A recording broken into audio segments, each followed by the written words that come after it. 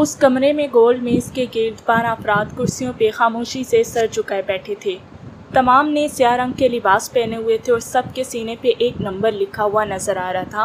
उनके अंदाज से जाहिर हो रहा था कि वो किसी के मुंतज़िर है और फिर उनका इंतज़ार एक नकाब पोश की आमद पे इख्तिताम को पहुंचा।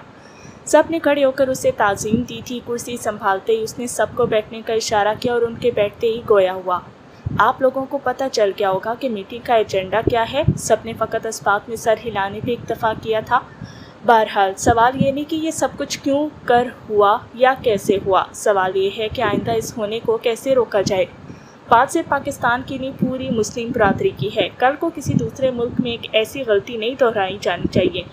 इस मौजू पे बाकायदा बातचीत से पहले मैं ज़रूरी समझता हूँ कि आप लोग अपने हलकों की रिपोर्ट पेश करें। सबसे पहले नंबर 6, क्योंकि आपके हलके में ही गड़बड़ हुई है। 6 नंबर का बैच लगाए आदमी ने गला खिंकारते हुए गुफ्तगू का आगाज़ किया। आप तमाम सूरत हाल से वाकिफ़ है। ताज़ा तरीन सूरत हाल ये है कि फासिल खान रिहा होकर आ गया और उससे घंटा भर पहले ही बात हुई है। हमारे दरमियान होने वाली बातचीत समाअत फरमाएं। ये कहकर उसने अपने सामने लगा एक बटन दबाया और उसकी फाजिल खान से होने वाली बातचीत की रिकॉर्डिंग सुनाई देने लगी। बातचीत के खात्मे पे वो बोला, इस उम्र में मैं आपके तमाम मशवरे का मुंतज़िर हूँ। किसी दूसरे के बोलने से पहले उनके सीनियर ने ऑर्डर पास किया, सबसे पहले तो डेविड और उसके साथियों की रिहाई की बात करो, बाकी बातें होती रहेंगी। नंबर 6 ने अस्पात में सर हिलाते हुए अपने सामने मेज़ में लगी दराज खोली और एक काले रंग का टेलीफोन निकाला जिसमें रिसीवर लगा हुआ नहीं था। उसने मतलूबा नंबर डायल किया। दूसरी ही घंटी पे कॉल रिसीव कर ली गई। Yes sir. बोलने वाले के लहजे में शामिल एहतराम बेखौफ का अंसर गालिब था। कराची के सीआई वालों के पास डेविड नामी आदमी और उसके चंद साथी कैद हैं, उन्हें फिलफौर रिहा करवाओ। झिझकते हुए पूछा, क्या सीआई सर? मेरा ख्याल है मैंने यही कहा है। ठीक है सर, पर थोड़ा टाइम लग सकता है। तुम्हारे पास टाइम क्या हो रहा है? नंबर 6 नखूद से मुस्तफसर हुआ। दिन के 12 बजने को हैं। शाम की फ़्लाइट में किसी भी यूरोपीय मुल्क की जानिब उनकी सीटें कन्फर्म होनी चाहिए। सर, सीआई के पास फंसे आदमी को छुड़ाने में थोड़ा टाइम तो लगेगा ना। तुम्हारे ओहदे पे नामजद होने वाले दूसरे आदमी को शायद ये मुश्किल पेश ना आए। नंबर 6 ने वाज़ेह धमकी दी। सर, मैंने इनकार तो नहीं किया। पता है तुम किस ओहदे पे हो और इस ओहदे पे तुम्हें किसने बिठाया है? कोशिश करता हूँ सर के कोशिश का लफ्ज़ मेरे सामने दोबारा अदा ना करना। ठीक है सर, हो जाएगा। और इस मरतबा नंबर 6 ने बग़ैर कुछ कह राब्ता मुनक़ते कर दिया। सीनियर ने सर हिलाकर उसकी गुफ्तगू को सराहा और कहा, अब किसी ने कुछ कहना है तो इजाज़त है। नंबर 2 बोला, फाजिल खान वाकई बेगुनाह है, लेकिन ये बात हलक से नहीं उतरी कि सीआई ने इतनी आसानी से उसे छोड़ दिया और फिर 30 करोड़ की खती रकम भी उस पर एहतियाती से अपने अकाउंट में मुंतकिल कराना कुछ ड्रामा सा लगता है। नंबर 5 बोला, मेरा भी ये ख्याल है, उसे रिहा करना बतौर चारे के है। यूँ भी डेविड पार्टी उनके हत्थे चढ़ गए हैं जिनके पास फाजिल खान से कई ज़्यादा मालूमात है ब्लैक लिक्विड के बारे में। मतलब फाजिल खान का कांटा साफ कर दिया जाए। नंबर 6 ने किसी और को बोलते ना देखकर तजवीज़ पेश की। नंबर 1 ने कहा, फ़ायदा? 6 ने जवाब दिया, ताकि सीआई की तजवीज़ नाकाम हो जाए। नंबर 1 हंसा। नाकाम कि कामयाब? उन्होंने फाजिल खान को यूं भी हिलाक करना था, अब वो काम ब्लैक लिक्विड कर देगी तो उन्हें क्या फ़र्क पड़ेगा? फिर क्या करना चाहिए? अगर छोड़ देते हैं तब भी तो सीआई को ही फ़ायदा है। नंबर 6 के साथ बाकी भी नंबर 1 की तरफ मतवज्जे हो गए थे। नंबर 1 ने कहा, अगर दुश्मन की चाल समझ में आ जाए तो उसका तोड़ ना हो सकता हो, तब भी नुकसान से बचना मुमकिन हो जाता है। नंबर 6 ने पूछा, अगर वजाहत हो जाती? अब हमने यूं भी पाकिस्तान में मौजूद सेटअप को बदली करना है। फाजिल खान के करीब अपने किसी एजेंट को ना जाने दें, ना ही उसको नए सेटअप की हवा लगने दी जाए। उसे बराह रास्त फ़ोन पे अहकामात जारी करो। काम मुकम्मल कर लेता है तो ठीक है, उसे हस्बे मामूल मुआवजा अदा करते रहो। हमें काम से मकसद होना चाहिए। इस तरह अगर सीआई उसको हलाक कर देती है तो हमारी बला से करती रहे, और बिलफर्ज वो कोई काम नहीं करता तो किसी किस्म का मुआवजा देने की ज़रूरत नहीं, उसे अपने हाल पे छोड़ दें। ये बात तो यूँ भी हमें तस्लीम है कि उसने हमें जानबूझ के धोखा नहीं दिया। अब अगर गलती से वो नज़रों में आ गया और उसकी वजह से अपना कोई नुकसान भी नहीं हो रहा तो फिरने दो। नंबर 6 जल्दी से बोला, नुकसान तो है ना, उसके पास हमारे कई राज हैं। इससे कई गुना ज़्यादा राज सीआई डेविड पार्टी से उगलवा चुकी होगी, इसलिए फ़िलहाल वो हमारे लिए किसी किस्म के नुकसान का बाइस नहीं बन सकता। बाकी अपना सेटअप हमें यूँ भी बदली करना पड़ेगा। क्या आप तमाम नंबर 1 से इत्तफाक करते हैं? नंबर 6 ने हाज़रीन महफिल से इस्तफसार किया और सब ने इस बात में सर हिला दिया। वो सीनियर की तरफ मतवज्जे होते हुए बोला, सर आपकी तरफ से कोई हुक्म? نہیں، نمبر 1 نے مناسب مشورہ دیا ہے۔ اب یہ بتاؤ ڈیوڈ کا کیا کرنا ہے؟ وہ تیرا اہم آدمی ہے، لیکن دوبارہ پاکستان کے اندر اسے استعمال کرنا شاید ممکن نہ رہے۔ نمبر 6 کے کچھ کہنے سے پہلے نمبر 5 بولا، سر اگر ڈیوڈ مجھے دے دیا جائے تو اس کے بدلے میں لارا نمبر 6 کے حوالے کر سکتا ہوں، اور یہ تو آپ جانتے ہیں کہ وہ کسی بھی طرح ڈیوڈ سے کم نہیں۔ نمبر 6 نے جلدی سے کہا، وہ اردو نہیں جانتی۔ نمبر 5 بولا، تو کیا ہوا؟ پاکستان میں انگلش اچھی طرح سمجھی جاتی ہے، اور میں بھی اسے ایران سے فقط اس لیے بلا رہا ہوں کہ مجھے اندیشہ ہے وہ نظروں میں آگئی ہے، ورنہ ڈیوڈ سے وہ 2 ہاتھ آگے ہی ہے۔ نمبر 6 نے مسکراتے ہوئے کہا، چلو ٹھیک ہے، اوکے نمبر 1 اپنے حلقے کی رپورٹ پیش کرو۔ اور سینئر کے کہنے پہ نمبر 1 اپنے حلقے کی تازہ صورتحال بیان کرنے لگا۔ السلام علیکم سر، کھانا تیار ہے۔ باورچی نے سلام کہہ کر عاطف کو کھانا تیار ہونے کی نوید سنائی۔ کیا بات ہے یار؟ عاطف نے سامنے رکھی فائل بند کرتے ہوئے تحسین آمیز لہجے میں کہا، آج تو 1 بجے ہی خوشخبری مل گئی ہے۔ سر آپ روزانہ گلہ کرتے ہیں، مگر آپ میری مصروفیت سے بھی خوب واقف ہیں۔ عاطف نے مسکرا کر کہا، بس فیروز بھائی، ہمارے کام ہی آپ کی مصروفیت بڑھ جاتی ہے۔ اس نے گلہ کیا، اگر آپ ایسا سمجھتے ہیں تو آپ کی مرضی سر، مذاق کر رہا تھا یار۔ اسے خفا ہوتے دیکھ کر عاطف جلدی سے بولا، بہرحال آپ کھانا لگائیں، اگلے 5 منٹ میں آپ کے پاس ہوں گا۔ مہربانی سر، کہہ کر باورچی واپسی کے لیے مڑا۔ عاطف بھی میز پہ پھیلے کاغذات سمیٹنے لگا۔ صبح کا ناشتہ عموماً اس سے رہ جاتا تھا، اس لیے جلدی وہ بھوک محسوس کرنے لگتا تھا۔ روزانہ باورچی سے اس کی اسی موضوع پہ چھیڑخانی جاری رہتی، لیکن 2-2:30 بجے سے پہلے سے دوپہر کا کھانا نصیب نہیں ہوتا تھا۔ وہ بمشکل کاغذات سمیٹ پایا تھا کہ میز پہ پڑے فون کی گھنٹی بجی۔ ایک لمحے کے لیے تو اس نے کال کو نظر انداز کرنا چاہا، مگر پھر ریسیو کر لیا۔ عاطف میاں، فوراً میرے پاس پہنچو، بدر صاحب نے فی الفور بلایا ہے۔ اسے صدیقی صاحب کی بے چین آواز سنائی تھی۔ سر اگر کھانے کے 2 نوالے لے لوں تو؟ میاں ٹائم بالکل نہیں ہے، کھانا میرے ساتھ کھا لینا، لیکن بدر صاحب سے ملنے کے بعد۔ چلو میں آ گیا، کہہ کر وہ ریسیور رکھ کر باہر آ گیا۔ آدھے گھنٹے بعد وہ دونوں بدر صاحب کے آفس میں موجود تھے۔ بیٹھو، ان کے سلام کا جواب دیتے ہوئے بدرالدین صاحب نے کہا۔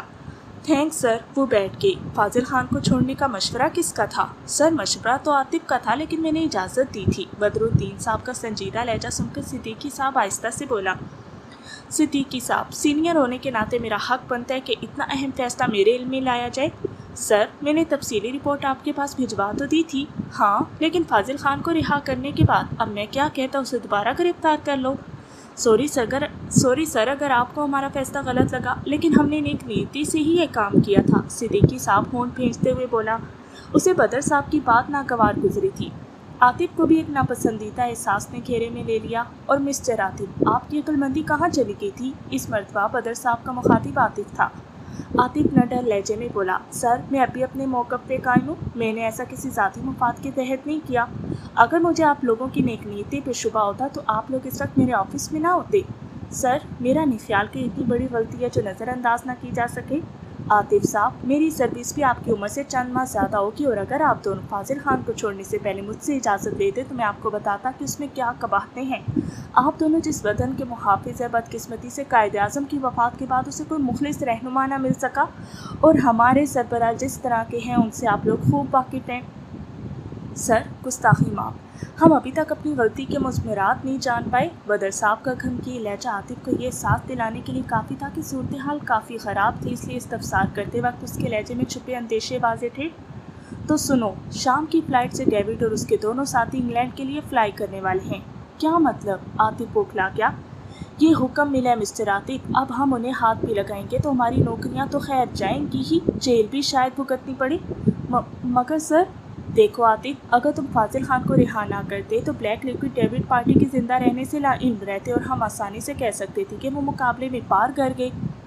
عاطف جلدی سے بولا، سر یہ اب بھی کہا جا سکتا ہے؟ نہیں، بدر صاحب نے نفی میں سر ہلاتے ہوئے کہا، اب نہیں کہہ سکتے کیونکہ مجھ سے اس کی زندگی کا اعتراف کرایا جا چکا ہے، اور اگر بالفرض میں اپنے سینئرز کو بھی اپنے ساتھ ملانے میں کامیاب ہو جاتا ہوں تب بھی ڈیوڈ پارٹی کی لاشوں سے ان کی موت کے وقت کا اندازہ لگانا کوئی مشکل کام نہیں ہوگا، اور یہ تو آپ جانتے ہو کہ ان کی لاشوں کا مطالبہ اس مقصد کے لیے ضرور کیا جائے گا۔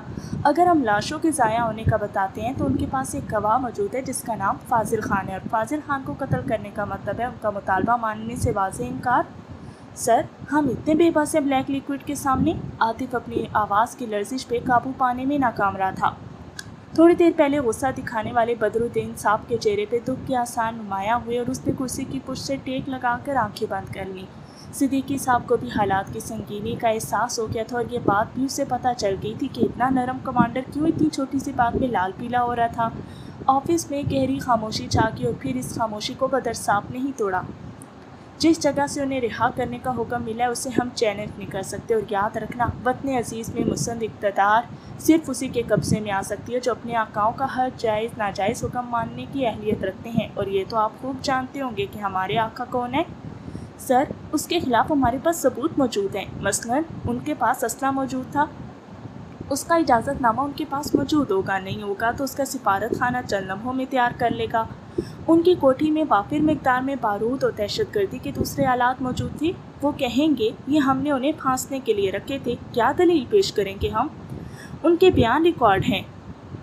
बयान वो तस्लीम किया जाता है जो अदालत के सामने दिया जाए। वो आसानी से कह देंगे कि ये बयान हमने तशद्दुद से बचने के लिए दिए थे। मिस्टर आतिफ, हम बेबस हैं और गालबन अब तुझे मेरे गम और गुस्से की वजह समझ आ गई होगी। आतिफ इज़्तिराब की हालत में हाथ मरोड़ने लगा। सिद्दीकी साहब ने पूछा, सर इसका कोई हल तो होगा? हाँ, उन्हें आराम से रिहा कर दो, इसके अलावा कोई नहीं। मैं मजबूर हूँ और आप दोनों से ज़्यादा मुझे इसका दुख है। आतिफ और सिद्दीकी साहब खामोश हो गए। चंद लम्हों के बाद आतिफ बोला, सर मैं उन्हें रिहा नहीं कर सकता। आप बेशक मुझे नौकरी से निकाल दें, मैं हर सज़ा भुगतने के लिए तैयार हूँ, लेकिन उन्हें अपने अंजाम से दो चार होना पड़ेगा। होश में तो बदर साहब के लहजे में गुस्से का शाइबा तक मौजूद नहीं था। सर ये हकीकत है, उन दोनों की वजह से मेरी कितनी बहनें बेवा हुई हैं, कितने भाई शहीद हुए, कितने बुजुर्ग हमसे बिछड़े, वतन अजीज़ को कितना नुकसान पहुंचा, इसका अंदाज़ा करना भी दुश्वार है। मैं उन्हें नहीं छोड़ सकता। तुम ऐसा कुछ भी नहीं करने वाले। बदर साहब अपनी सीट छोड़कर आतिफ की सिर पड़ा और उसे कंधों से पकड़ता हुआ बोला, जवान मैं बेबस हो मजबूर हूँ। मुझे तुम्हारे जज्बातीपन का अंदाज़ा पहले से था, लेकिन मैं ये काम तुम्हारी लाइल्मी में नहीं करना चाहता था। कोई इस वक्त बात हमारे हाथ से निकल चुकी है, मगर मुझे उम्मीद है कि जल्द ही उसके कोई और साथी पकड़े जाएंगे, फिर तुम अपनी मनमानी कर लेना। सर तवीले की बला बंदर के सर। सिद्दीकी साहब इसे ले जाओ और समझाओ। बदर साहब बेबसी से बोला। वो आतिफ से बहुत सीनियर था, लेकिन जानता था कि असूली तौर पर वो खुद गलती पे था, और फिर सबसे बढ़कर वो खुद को भी ज़हनी तौर पर डेविड पार्टी को छोड़ने पे आमादा नहीं कर पा रहा था। मजबूरन उसे सिद्दीकी साहब का सहारा लेना पड़ा। यूँ भी वो अच्छी तरह जानता था कि सिद्दीकी साहब की बात टालना आतिफ के लिए मुश्किल था। इन्हें किस टाइम रिहा करना है सर? सिद्दीकी साहब मुस्तफसर हुआ। शाम 8 बजे उनकी फ़्लाइट है, बाकी आप खुद समझदार हैं। ओके सर, कहकर सिद्दीकी साहब ने आतिफ से कहा, चलो मियाँ। सर ऐसे कैसे? आतिफ ने एहतजाज करना चाहा। बस खामोश रहो। सिद्दीकी साहब उसे बाजू से पकड़कर बाहर खींच ले गया, जबकि बदर साहब दोनों हाथों से अपना सर थामे कुर्सी पर ठहर सा गया था। एक खुशगवार हैरत हिना की मुंतज़िर थी। अपने बाप को ड्राइंग रूम में अम्मी से बातें करते देखकर वो खुशी और हैरत से उछल पड़ी। पापा आप? पापा की जान। फाजिल खान वालहाना अंदाज में बेटी की तरफ बढ़ा और उसे बाजुओं में भर लिया। उसकी बीवी रखशंदा भी दोनों बाप बेटी के करीब आ गई। पापा उन्होंने आपको छोड़ दिया? मैंने अपनी गुड़िया को कहा तो था कि उसके पापा को ज़्यादा देर सलाखों के पीछे नहीं रखा जा सकता। शुक्र है पापा आप आगे, वरना यकीन मानो मैं इतनी परेशान थी कि बता नहीं सकती। तुम कहाँ रही हो इतने दिन? एक जगह पे छुपी हुई थी पापा। वो बाप से अलग होकर माँ से लिपट गई। कहाँ? पापा सुनकर शायद आपको अच्छा न लगे, हिना को झूठ बोलना मुनासिब नहीं लगा था। बेगम आप ड्राइवर के साथ हॉस्पिटल चली जाए, मैंने गुड़िया से कुछ ज़रूरी बातें करनी है। बाद में चली जाएंगी ना पापा? हिना को अकेले बाप का सामना करने की हिम्मत नहीं हो रही थी। नहीं बेटा, डॉक्टर से अपॉइंटमेंट लिया हुआ है, और वैसे भी बाप बेटी की बातों में मेरा क्या काम? फाजिल खान के कुछ कहने से पहले उसकी माँ बोली और हिना खामोश हो गई। बैठो गुड़िया, बीबी के जाते ही फाजिल खान ने कहा और वो खामोशी से बैठ गई। बाप के चेहरे पे छाए तासुरात इस बात का मजहर थे कि वो कोई अहम बात करने जा रहा था। चंद लम्हों की खामोशी के बाद उसने पूछा, अब बताओ ये 3 दिन कहाँ और किसके साथ गुजारे? पापा आप नहीं जानते, उसने आपकी बेटी की जान और इज्जत की हिफाजत किया। उन कुत्तों ने मुझे बेलिबास किया था और उसने मेरे बेलिबास जिस्म को ढांप पाए। पापा मुझे इस हालत में देख कर भी उसकी नज़रें किसी आवारगी की मुरतकब नहीं हुई। पापा वो बहुत। इससे आगे हिना की ज़ुबान रुकी और उसने बेबसी से सर झुका लिया। देखो बेटी, मैं तुम्हारा बाप हूँ और मैंने तुम्हें इसीलिए तालीम दिलाई है कि तुम्हारे दिमाग को इस मतलबी दुनिया का मुकाबला करने के काबिल बना सको। अब जो बातें मैं करने जा रहा हूँ उन्हें गौर से सुनना। गो बाप और बेटी के दौरान ऐसी गुफ्तगू नामुनासिब लगती है और इस किस्म की नाजेबा बातें कोई बाप अपनी बेटी से नहीं कर सकता। मगर मैं खामोश रहा तो जो नुकसान होगा उसका अजाला शायद मुमकिन ना रही। इस वजह से मजबूरन मुझे ये कदम उठाना पड़ा है। पापा की जान, تم بہت بھولی ہو۔ یاد رکھنا اس ظالم دنیا کے دو چہرے ہیں، ایک ظاہری اور ایک بناوٹی چہرہ جسے ہر کوئی دیکھ سکتا ہے، دوسرا اصل چہرہ جسے کوئی جہاندیدہ شخص ہی پرکھ سکتا ہے۔ تمہارے جیسی سادہ لو اور بھولی بھالی لڑکی عمومی طور پہ لوگوں کی ظاہری اور بناوٹی باتوں سے دھوکہ کھا جاتی ہے، اور جب تک بات ان کی سمجھ میں آتی ہے اس وقت تک پانی سر سے اونچا ہو جاتا ہے۔ فاضل خان نے ایک لمحے کے لیے رک کر حنا کا جھکا ہوا سر دیکھا اور پھر بات جاری رکھتے ہوئے بولا، میں جانتا ہوں کہ تم اسماعیل شاہ سے ہمدردی رکھتے ہو اور اس کی وجہ بھی جانتا ہوں، پر گڑیا تو نے کس طرح ایک اجنبی شخص کی باتوں پہ اعتبار کرتے ہوئے اپنے باپ کو اتنا گھناؤنا سمجھ لیا؟ مانتا ہوں مجھ سے جرم سرزد ہوئے ہوں گے اور میری شہرت بھی ایک گینگ کے سربراہ کسی ہے، مگر میرے جرائم میں کسی لڑکی کی عصمت دری شامل نہیں ہے۔ میں ایسا کیسے کر سکتا ہوں؟ کیا میں بیٹی والا نہیں؟ اگر مجھے عورتوں کا شوق ہوتا تو ایک چھوڑ چار شادیاں کر سکتا تھا۔ اس کے علاوہ بھی مجھے عورتوں کی کمی نہیں ہو سکتی تھی۔ دولت پاس ہو تو کیا چیز نہیں ملتی، مگر اس بات کی تم بھی گواہی دو گی کہ تیری ماں کے علاوہ میں نے کسی عورت سے تعلقات نہیں رکھے۔ اگر یوں ہوتا تو ان تعلقات کی کم از کم اڑتی اڑتی شہرت ضرور میرے گھر تک پہنچتی۔ تمہاری ماں کو مجھ سے ہزار شکایتیں ہوں، مگر وہ کسی عورت کے سلسلے میں مجھے متون نہیں کر سکتی۔ باقی میں ایک دفعہ پہلے بھی اپنی صفائی پیش کر چکا ہوں، مگر اس وقت میں نے مجمل بات کی تھی۔ آپ تفصیل سن لو۔ اسماعیل شاہ کے ساتھ میری دشمنی کی وجہ اس کا گھر بنی۔ مانتا ہوں میں نے اس کے گھر کی قیمت کم لگائی، اس کی ماں بھی غلطی سے شیر خان کے ہاتھوں قتل ہوئی، مگر اس میں غلطی اس کی ماں کی تھی۔ وہ اسماعیل شاہ کا پوچھنے گیا اور اس بڑھیا نے اس پر تھپڑوں کی بارش کر دی، جواباً اس کا بھی ہاتھ اٹھ گیا جس سے وہ جاں بحر نہ ہو سکی۔ اس کا باپ دل کا مریض تھا اور اتفاقی طور پر اسے ہارٹ اٹیک ہوا جو اسماعیل شاہ نے میرے کھاتے میں ڈال دیا۔ اسی طرح اس کی بہن کے بارے میں متضاد کہانیاں پھیلی ہیں۔ یہ بھی سنا ہے کہ اس کا کردار ٹھیک نہیں تھا، اور یہ بھی کہ اس کے ساتھ یہ سب کچھ پولیس تھانے دار اور اس کے سپاہیوں نے کیا۔ اسماعیل شاہ کو اپنی ماں کے قتل کے الزام میں بھی اسے انسپکٹر نے گرفتار کیا تھا اور اس کا مقصد اس سے پیسے بٹورنا تھا۔ اب مجھے تم یہ بتاؤ کہ کس گواہی کے بل بوتے پہ تم مجھے مجرم سمجھ رہی ہو؟ اسماعیل شاہ کے کہنے پر اگر یوں ہے تو اس کی سچائی کی دلیل کیا ہے؟ یہی نا کہ وہ کہتا ہے وہ حق پہ ہے، لیکن پاپا کی جان یہ بھی تو سوچو وہ میرا دشمن ہے، وہ ہر قسم کے رقیق الزام مجھ پہ لگا سکتے ہیں۔ تم اس بارے میں مجھ سے تو پوچھو۔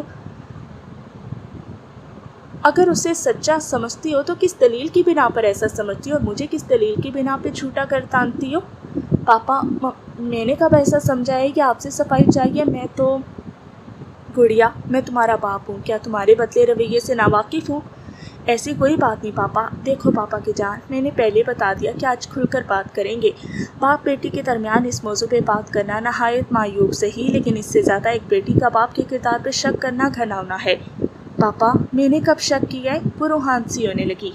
اچھا یہ بتاؤ تم میرے دشمن میں کیوں اتنی دلچسپی لے رہی ہو؟ تمہارے نزدیک وہ جھوٹا ہے تو اس سے ہمدردی کیسی، اور اگر سچا ہے تو میں بے گناہ کیسے ثابت ہوتا ہوں؟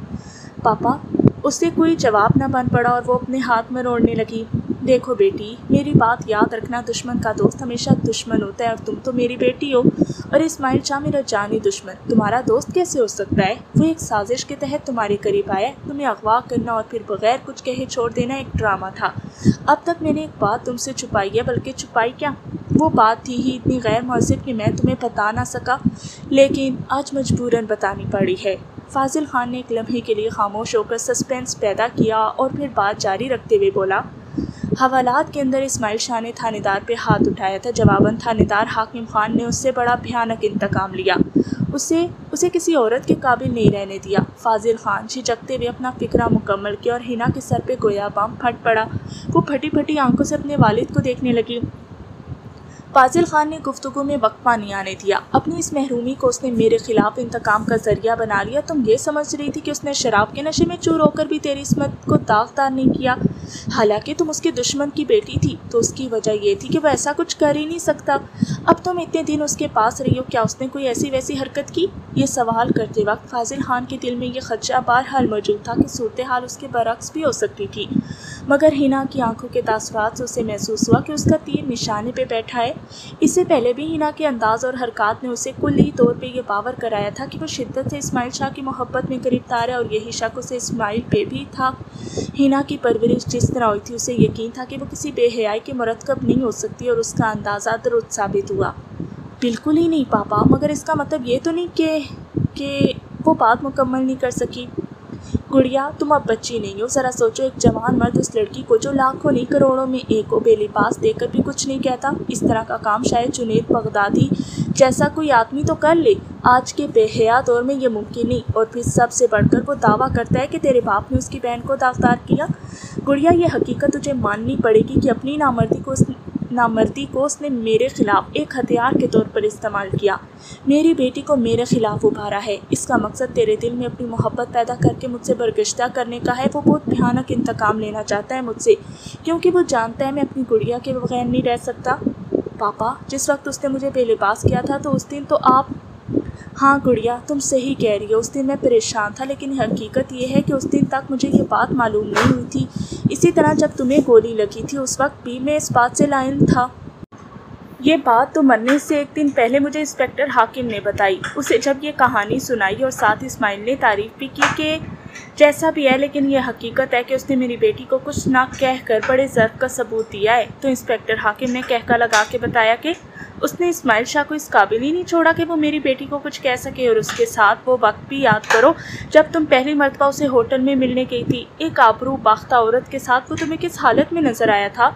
उससे चंद गज दूर चारपाई पे बैठा हुआ ना, और वो लड़की सोफे पे बैठ के अकेले शराब नोशी कर रही थी। गुड़िया, सोचो इस तरह कौन करता है। मैंने उस लड़की से सारा इंटरव्यू लिया था। उसके कहने के मुताबिक इस्माइल ने उसे हाथ भी नहीं लगाया। इसका मकसद तो बस तुझे अपनी मर्दानगी का सबूत घटिया तरीके से देना था। और इसी वजह से जब दोबारा आतिफ ने उसे फंसाने के लिए तुम्हें चारा बनाया था तो मैंने सिर्फ तुम्हारी जान जाने के खदशे का इजहार किया था। अगर मुझे इसके बारे में ये बात मालूम ना होती तो मैं कभी भी आतिफ जैसे घटिया आदमी को ये इजाज़त ना देता वो तुझे अकेले उससे मिलने के लिए भेजे। पापा प्लीज़, भैया घटिया नहीं है। आतिफ को घटिया कहने पे हिना तड़प उठी थी। तुम्हें पता है उसने मुझे क्यों गिरफ्तार कराया? उसे शक था कि आपके आदमियों ने इस्माइल पे कातलाना हमला किया था और ये कि आप मुल्क दुश्मन सरगर्मियों में मुलविस हैं। अगर मैंने किसी पे कातलाना हमला किया भी था तो ये पुलिस केस बनता, उसमें खुफिया एजेंसी को दखील होने की क्या ज़रूरत थी। और फिर इस्माइल पे कातलाना हमला करके मैं किस तरह मुल्क दुश्मन बन गया? क्या कोई सबूत दिखाया था तुझे आतिफ ने? नहीं पापा, मगर वो कह रहे थे कि... हिना की ज़ुबान अटकने लगी। उसे याद आया कि इसके अलावा तो उसे आतिफ ने कुछ नहीं बताया। वैसे मुझे हल्की सी भी उम्मीद नहीं थी कि तुम इतनी बेवकूफ़ हो सकती हो। जो खबीस भी तेरे बाप के ख़िलाफ़ बात करेगा तुझे यकीन आ जाएगा। एक नामर्द ने झूठे ज़र्फ से तुझे अपना गर्विदा बनाया हुआ है और दूसरे कमीने ने बहन का झूठा रिश्ता कायम करके पापा के ख़िलाफ़ किया हुआ है।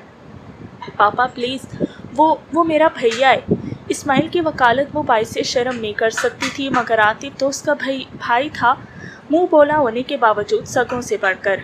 इस निस्बत से वो उसका बाप हुआ। क्या बाप के साथ कोई ऐसा सलूक करता है? फाजिल खान ने पीठ से कपड़ा हटाकर उसे दिखाया। चमड़े के चाबुक से की गई पटाई के निशान अभी तक नहीं मिटे थे और सुर्ख रंग की लकीरें बड़ी वाज़ेह दिखाई दे रही थी। बेख्तियार आगे बढ़कर उसने बाप की पीठ पर मोहब्बत से हाथ फेरा और परेशानी से बोली, पापा ज़रूरी तो नहीं कि उसके हुक्म पे आपको तकलीफ़ दी गई हो। ये सब कुछ उसके सामने हुए और पता है ये तशद्दुद उसने किस लिए कराया? तुम समझ रही होगी ये सब कुछ उसने वतन की मोहब्बत में किया होगा, मगर ऐसी कोई बात नहीं। उसने ये सब चंद टकों की खातिर किया है। उसने मुझे रिहा करने की कीमत 30 करोड़ रुपए तलब की और ये रकम वसूल करके मुझे रिहा कर दिया। ये रकम अदा ना करने की सूरत में मुझे वतन दुश्मनी की आड़ में मार दिया जाता। फाजिल खान ने अपनी कमीज़ बराबर करते हुए एक नया इंकशाफ किया। पापा ये नहीं हो सकता। हिना इनकार में सर हिलाते हुए रो पड़ी थी। बाप की बातें उसके हलक से नहीं उतरी थी। हाँ, तेरा बाप झूठा है ना? फाजिल खान तल्खी से बोला। लेकिन फिक्र ना करो, मेरे पास एक तरीका है तुझे यकीन दिलाने का। ये कहकर वो हवास बाख्ता हिना को वहीं छोड़कर तेज़ कदमों से अपने बेडरूम की तरफ बढ़ गया। वापसी के उसके हाथ में गुलाब में लिपटा वो कुरान था जिस पे उसकी बीवी तिलावत करती थी। गिलाब खोलकर उसने कुरान निकाला और आंखों से लगाकर कुरान को बोसा देते हुए बोला, बेटी मानता हूँ मैं गुनाहगार हूँ, मगर मेरे मुसलमान होने का तो यकीन करती हो ना? मैं इस पाक कलाम की कसम खा कर कहता हूँ कि तेरे नाम नेहाद भाई आतिफ ने मुझसे 30 करोड़ रुपए रिहाई की कीमत वसूल की है, बल्कि वो इससे ज़्यादा का तलबगार था। मजबूरन मैंने उसे लालच दिया कि अपनी अकलौती बेटी का रिश्ता उससे दूंगा और उस घटिया शख्स ने मुझे रिहा कर दिया। बेटी, उसके कौलो फ़िल में तज़ाद और ज़ाहिर व बातिन में फ़र्क है। अगर अभी तुझे यकीन नहीं तो बैंक में फ़ोन करके मालूम कर लो कि मेरे अकाउंट से 30 करोड़ रुपए उसके अकाउंट में मुंतकिल हुए हैं या नहीं।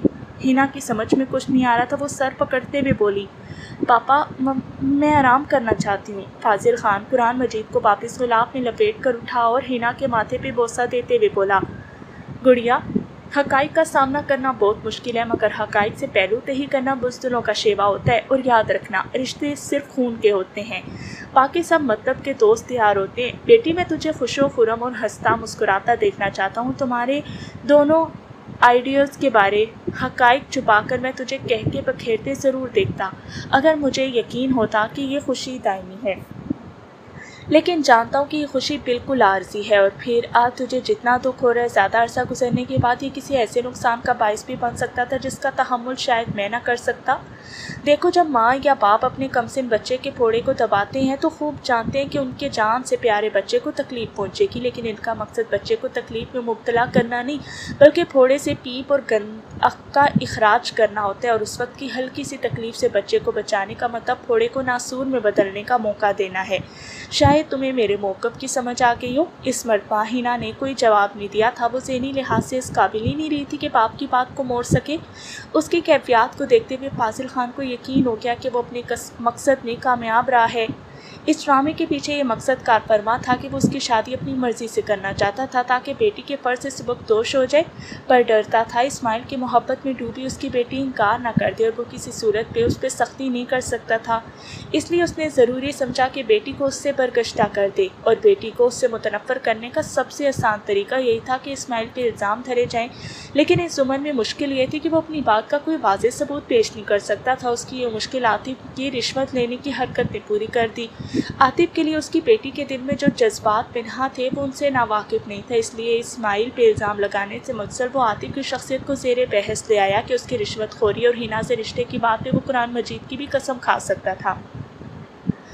इस तरह उसने हिना को ये तासुर देने की कोशिश की गोया उसके बाप की कसम इस्माइल और आतिफ दोनों के ज़ुमन में थी, और ये कि जब आतिफ जैसा आदमी धोखेबाज हो सकता था जिससे उसके बाप से कोई दुश्मनी भी नहीं थी, तो इस्माइल क्यों ऐसा नहीं हो सकता जो उसके बाप से दुश्मनी का भी दावेदार था। उसने आतिफ के कंधे पर बंदूक रख कर जो फायर किया था वो निशाने पर बैठा था। उसकी बेटी एक बहुत बड़े शौक़ के ज़ेरे असर नज़र आ रही थी। ठीक है पापा की जान, जाओ आराम करो, इस मौजू पे कल बात होगी।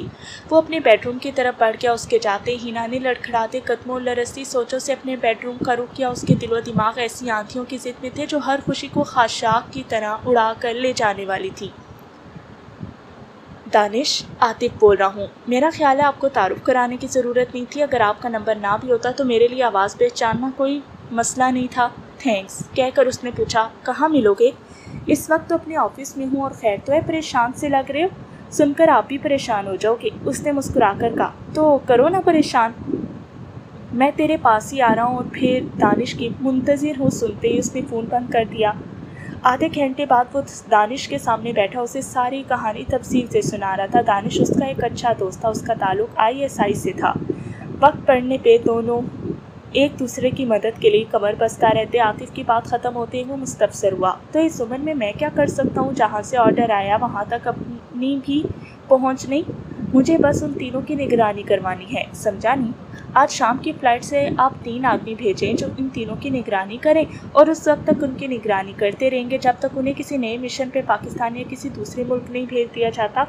और फिर नई जगह का एड्रेस मुझे बताकर उनका काम ख़त्म हो जाएगा। अखराजात की फ़िक्र नहीं करनी, उसके लिए तो एक आदमी ही काफ़ी है। इतना कट करने की ज़रूरत क्या? ज़रूरत है ना, हो सकता है ये आगे जाकर अलहदा हो जाए। और मुझे तीनों के एड्रेस चाहिए। ओके, और कुछ नहीं, बस एक कप कॉफ़ी पिलवा दो। ओह सॉरी, मुझे ख्याल ही नहीं रहा, दानिश नदामत से बोला और इंटर काम उठाकर कॉफ़ी का बताने लगा।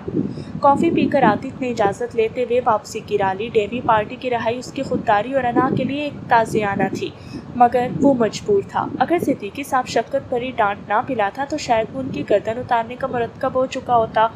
दफ्तर में बैठकर वो काफ़ी देर पाकिस्तान की घनाउनी सियासत पर गौर करता रहा। उसकी महफियत इरफान के ने आकर तोड़ी। सर, वो खबीस आपसे मिलने की दरख्वास्त कर रहा है। कौन? कैदियों का सरगना मिस्टर डेविड। क्या उनकी रिहाई का वक्त हो गया है? उसकी आवाज़ में छुपा दुख बहुत नुमाया था। जी सर। अपने भाइयों जैसे सीनियर का दुख इरफान के लिए भी अनजाना नहीं था। वो और उसके दूसरे तमाम साथी भी उसी कैफियत में थे। आतिफ उनके लिए आइडियल की हैसियत रखता था, मगर उस जगह पर आतिफ भी बेदस्तो पा हो गया था। वो क्या करते? ले आओ। वो मुंतशिर बालों में उंगलियां फेर कर उन्हें दुरुस्त करता हुआ बोला और इरफान सर हिलाते हुए बाहर निकल गया। Good evening mister Atif. Davy दफ्तर में दाखिल होकर चेक का जवाबन आतिफ ने सर हिलाने पर इक्तफा किया। वो बगैर पूछे कुर्सी संभालता हुआ बोला, मेजर रोहित ने से सुना था कि कोई आतिफ नाम का फ़र्द सीआई में है, अब ज़ियारत भी होगी। आतिफ इरफान से मुखातिब होकर बोला, मगर बात मुकम्मल होने तक अगर ये खड़ा ना हो जाए तो इसे उठाकर नीचे फेंक देना। मेरी बात मुकम्मल होने तक अगर ये खड़ा ना हो जाए तो इसे उठाकर नीचे फेंक देना। जी सर कहकर इरफान कुर्सी पर बैठे डेवी की तरफ बढ़ा, मगर उससे पहले वो घबरा के कुर्सी छोड़ चुका था। मिस्टर आतिफ, ये क्या मजाक है? आपके यहाँ मेहमानों से ये सलूक किया जाता है? मिस्टर, तुम मुजरिम हो। जाते जाते मेरी ये नसीहत याद रखना, कोशिश करना दोबारा मेरा सामना ना हो, वरना खैर वो वक्त आने पे बता दूंगा। मिस्टर आतिफ, अकेला चना भाड़ नहीं फोड़ सकता। आतिफ ने पूछा, तुमने मिलने की ख्वाहिश की थी, क्या अपनी ताकत दिखाना चाहते थे? नहीं, वो हर पाकिस्तानी को वैसे ही मालूम है कि एक अमरीकी को पाकिस्तान में कितने हकूक़ हासिल हैं। बस आप जैसे कुछ ज़िद्दी इस बात को तस्लीम नहीं करते। बहरहाल मैं ऑफ़र लेकर हाजिर हुआ था, सुन रहा हूँ। हमारे लिए काम करो। ग्रीन कार्ड और माहाना लाखों का मुआवजा वसूल कर पाओगे। काम भी कोई ख़ास नहीं, बस हमारे मकामी कारकुनों के काम से आंखें बंद रखो। आपकी बजाते खुद कुछ भी नहीं करना पड़ेगा। मेरे सीनियर ने तुम्हें कत्ल करने से मना किया और मुझे उनका हुक्म बहालत मजबूरी तस्लीम करना पड़ा, लेकिन ये यकीनी बात है कि तुम अगर मज़ीद चंद मिनट भी सामने रहे तो मेरे सब्र का लबरेज़ पैमाना छलक पड़ेगा। फिर तुम्हारी तंजीम या हुकूमत अपने ज़र खरीद को कितनी ही सज़ा क्यों ना देती रहे, तुम्हें इसका कोई फ़ायदा नहीं पहुँच सकेगा। आतिफ का लहजा और अंदाज़ ऐसा नहीं था कि डेवी पर असर न करता। वो बाहर की तरफ कदम बढ़ाता हुआ बोला, okay good bye mister Atif, मैंने तुम्हारे भले की बात की थी। इरफान भी उसके साथ बाहर की तरफ बढ़ गया, जबकि आतिफ एक मरतबा फिर गहरी सोचों में खो गया। खाने का पूछने के लिए आने वाली मुलाजमा को उसने सेहत की खराबी का कहकर टाल दिया था। उसको वापस के चंद लम्हे नहीं गुजरे थे कि उसकी अम्मी परेशान सी वहाँ आन मौजूद हुई। क्या बात है चंदा, खाना क्यों नहीं खा रही? उसके माथे पे हाथ रखकर वो उसके बदन की हिद्दत महसूस करने लगी। अम्मी, दिन को लेट खाना खाया था, अब तबीयत नहीं कर रही। मगर वो मुलाजमा कह रही है कि तुम्हारी तबीयत ठीक नहीं है। ऐसी कोई बात नहीं अम्मी, मैं तो परेशान ही हो गई थी। रखशंदा बेगम उसके माथे पर बोसा देते हुए बोली, आप तो बस यूं ही परेशान हो जाती हैं। माँ की शफकत भरी परेशानी ने उसकी आंखों को नम कर दिया। अच्छा अब सो जाओ, रात की भूख लगे तो मुझे आवाज़ दे देना, खाना गर्म कर दूंगी। ठीक है मम्मी। उसने इस बात में सर हिलाया और रखशंदा बेगम उसे चादर उड़ाती हुई बाहर निकल गई। हिना एक मरतबा फिर सोचों में गुम हो गई। इस्माइल शाह की मुहित में गुजरे वाक़यात उसके दिमाग की स्क्रीन पर किसी फिल्म की तरह मुतहरिक थी। मेरी ज़िंदगी में आने वाली पहली लड़की शहज़ादी थी और फिर ट्रेनिंग सेंटर में हर रात के लिए नया साथी मैसर था। उसके दिमाग में इस्माइल की आवाज़ गूंजी और उसने सोचा, क्या ये झूठ था? उसकी मर्दानगी के दावे सिर्फ मुझे गुमराह करने के लिए थे? पर कोई इतना बड़ा अदाकार कैसे हो सकता है? इस्माइल शाह की मोहब्बत से भरा दिल कब इतनी जल्दी हार मान सकता था? उसकी आंखों में चलते मोहब्बत के दीप, उसकी बातें, उसका अंदाज, और फिर उसने तो मुझसे बाप के खिलाफ कोई काम नहीं लेना चाहा। आखिर वो मुझे कैसे इस्तेमाल कर रहा है? तुम्हें जान से प्यारे वालिद से मुतनफ़िर कर दिया, ये कम है क्या? हिना की परेशान सोचे उसी तरह सरगर्दा रही। कभी दिल का पल्ला भारी पड़ जाता तो कभी दिमाग उस पर हावी हो जाता। और फिर आतिफ के मुतालिक तो सोचकर उसकी आंखें भीगने लगी। भैया का किरदार इतना गिरा हुआ, वो ऐसा तसव्वुर भी नहीं कर सकती थी। मगर उसके साथ अपने वालिद के हाथ में थामा हुआ कुरान मजीद उसकी नज़रों में घूम गया। नहीं, पापा इतना बड़ा झूठ नहीं बोल सकते। इन गटमट सोचों ने उसके दिमाग की चोले हिला दी थी। रात के 2 बजने वाले थे जब उसने तपाई पे पड़ा फ़ोन अपनी जानिब खिसकाया, मगर फिर कुछ सोचकर वापस रख दिया। आखिर वो इस्माइल शाह से क्या पूछती? क्या आप मर्द नहीं हैं? अगर वो कह देता हाँ नहीं हूँ, तब क्या उसकी चाहत झूठी साबित हो जाती या हिना उसे भुला पाती? काफ़ी देर खुद को समझाने और तसल्ली देने के बावजूद वो खुद को पास ना रख सकी और ये सोच कर इस्माइल शाह का नंबर डायल करने लगी कि अपने से क्या पर्दा। जिस मर्द से उसका कोई चीज़ पोशीदा नहीं रही, उससे एहसासात का क्या पर्दा। उसका मोबाइल रोड्स ने छीना था और फिर उसे वापस नहीं मिला था, मगर अपने शाहजी का नंबर तो उसके दिल पर लिखा हुआ था। बदकिस्मती से नंबर उसे बंद मिला। रिसीवर क्रेडिट पे रख कर वो एक मरतबा फिर सोचों में खो गई। इस्माइल शाह के नंबर बंद रखने का एक ही मतलब था कि वो अब उससे राब्ता नहीं रखना चाहता था। तो ना रखे, मैं कब मरी जा रही हूँ, धोखेबाज झूठा। उसके दिल में अजीब दुख भरी तलखी भर गई। उससे लेटा ना गया और वो उठकर टहलने लगी। गम ज़्यादा था और उसे बर्दाश्त करने का हौसला कम। उसे शिद्दत से किसी गम गुसार की ज़रूरत महसूस हुई। डायरी निकालकर उसने अपनी सहेली किरण का नंबर देखा। रात के 3 बज रहे थे जब उसकी उंगलियां किरण का नंबर डायल कर रही थी। चंद घंटियों बाद फ़ोन रिसीव कर लिया गया। ہیلو؟ کرن کی نیند کے خمار میں ڈوبی آواز اس کی سماعتوں میں گونجی اور ہنا کے ضبط کے دھارے ٹوٹ گئے۔ اے ہنا تم؟ کیا ہوا میری جان؟ کرن کی نیند اڑ کی تھی مگر ہنا کوشش کے باوجود کچھ نہیں بتا سکی، بس اس کی سسکیاں گونجتی رہیں۔ وہ مستفسر ہوئی، انکل آنٹی تو ٹھیک ہے نا؟ جی، وہ بمشکل بول پائی۔ خدا نخواستہ شاہ جی کے ساتھ تو حادثہ پیش نہیں آ گیا؟ کرن امکانی گھوڑے دوڑانے لگی۔ نہیں، کچھ پتا تو چلے۔ وہ جھلا گئی۔ کچھ نہیں، بس سو جاؤ۔ یہ خوب رہی یہی کہنے کے لیے جگایا تھا؟ مجھے کچھ سمجھ نہیں آ رہی کیا کہوں۔ کچھ پتا چلے گا تو تسلی یا مشورہ دوں گی نا۔ پاپا کہتے ہیں شاہ جی نے مجھے دھوکہ دیا ہے۔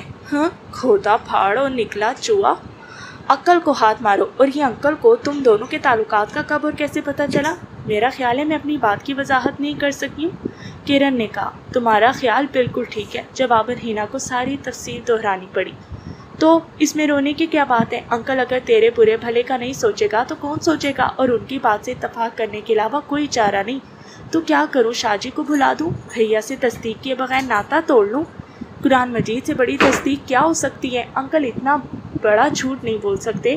اور جہاں تک تعلق ہے تیرے شاہ جی کا تو اس سے بات کر کے پوچھ لو یا اس کے پاس جا کر اپنا شک دور کر لو۔ آخری بات کرن نے کہکا لگا کے کہی تھی۔ تو کر لوں گی نا، میرا اپنا شاہ جی ہے۔ ہنا اس کے کہکے لگانے پہ چڑ گئی۔ تو جاؤ، رات کے 3 بجے میرا دماغ کیوں خراب کر رہی ہو؟ کرن، میں مذاق کے موڈ میں نہیں ہوں۔ کیا تجھے نہیں لگتا بھیا کے پیسے لینے کے پس پردہ کوئی دوسری بات ہے؟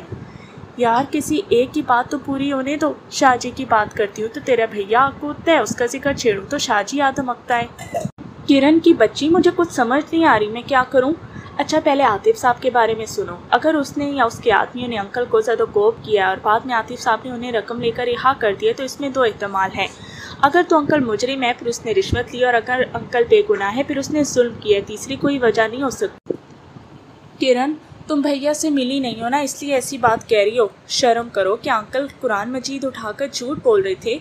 میں نے یہ تو نہیں کہا۔ ہنا گھبرا گئی۔ میرا مطلب یہ تھا کہ شاید پاپا کو کوئی غلط فہمی ہوئی ہو یا بھیا نے کچھ سوچ کر یہ حرکت کی ہو۔ بالکل، ہر آدمی اپنے مستقبل کا سوچتا ہے۔ پھر تیری شکل و صورت تو بڑے بڑوں کی مت مار دیتی ہے۔ وہ غریب اگر تجھ سے شادی کا سوچ بیٹھا تو کیا برا کیا؟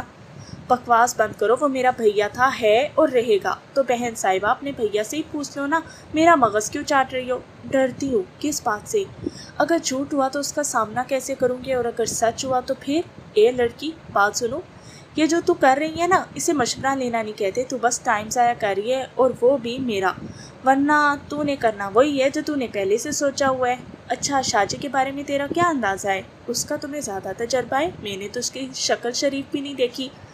پتہ ہے پچھلے 3 دن ہم نے اکٹھے ہی گزارے ہیں۔ رات کے اس کے ساتھ مختلف موضوعات پہ گپ شپ ہوتی رہتی، مجال ہے اس نے کوئی گری ہوئی حرکت کی ہو۔